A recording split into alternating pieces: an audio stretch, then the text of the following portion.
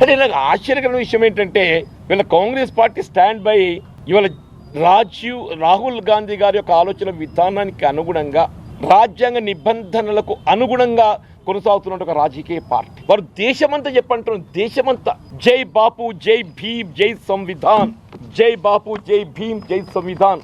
రాజ్యాంగ పరిరక్షణ కాంగ్రెస్ పార్టీ ధ్యేయం, రాజ్యాంగ పరిరక్షణ కాంగ్రెస్ పార్టీ ధ్యేయం అనే నినాదంతో ఏదైతుందో కాంగ్రెస్ పార్టీ బలోపేతం కొరకు వారు కృషి చేస్తున్నారు. మరి అటువంటి పార్టీ ఆధ్వర్యంలో వీళ్ళ మల్లికార్జున ఖర్గే గారు అధ్యక్షుడు, రాహుల్ గాంధీ గారు పార్లమెంటరీ ఫ్లోర్ లీడర్, మాజీ ఏఐసిసి అధ్యక్షులు ఏదైనా ఉంటే మరి నాతో చర్చించాలి కానీ బీఆర్ఎస్ ఎమ్మెల్యేని కూర్చొని పెట్టుకొని చర్చించి అభ్యర్థులను ఎంపిక చేయడం ఏంటి? ఇది అర్థం కాదు. ఎవరు క్రమశిక్షణ ఉల్లంఘిస్తుందే?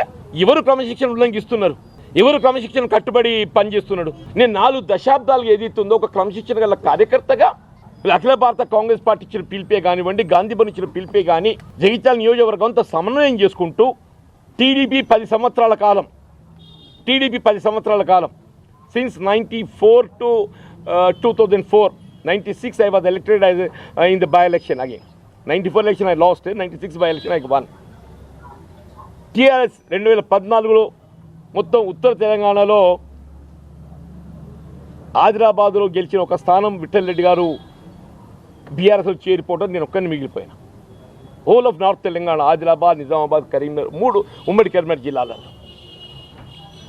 తదుపరి 2019 ఎన్నిక ఎప్పుడైతే నేను అసెంబ్లీ ఓడిపోవడం జరిగిందో, శాసన మండలి ఎన్నిక రావడం, గ్రాడ్యుయేట్ కాన్స్టిట్యున్సీ, మరి పట్టభద్రులు నాకు రాజకీయాలకు అతీతంగా కాంగ్రెస్ పార్టీ అభ్యర్థిగా నన్ను గుర్తించి నాకు అవకాశం కల్పించి 5 సంవత్సరాలు ఏదైతుందో శాసన మండలిలో ఒంటరిగా పోరాటం చేసిన ఏకైక సభ్యుడి నేను చెప్పంటున్నా. ఏకైక సభ్యుడిని, ఒక క్రమశిక్షణ గల కాంగ్రెస్ కార్యకర్తగా. ఇవాళ ఏదైతున్నదో జగిత్యాల శాసన నియోజకవర్గం, జగిత్యాల మున్సిపాలిటీ కానీ, రాయకల్ మున్సిపాలిటీ కానీ ఏదైతుందో ఇక్కడ అభ్యర్థుల ఎంపిక అనేది ఏదైతుందో మరి ఈ 4 దశాబ్దాల కాలంలో కార్యకర్తల అభిప్రాయం మేరకు నేను నిర్ణయం తీసుకున్నా.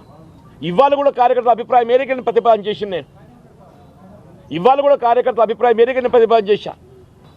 నిజంగానే నా ప్రతిపాదన పట్ల మీకు ఏమైనా భిన్నాభిప్రాయం ఉన్నట్టయితే అదైనా డీసీసీ ప్రెసిడెంట్, అదే లోకల్ మినిస్టర్, మీరు ఇక్కడ కాంగ్రెస్ కార్యకర్తల సమావేశం ఏర్పాటు చేసుకొని కాంగ్రెస్ కార్యకర్తల ఆలోచన మేరకు నిర్ణయం మార్పులు చేయాలి.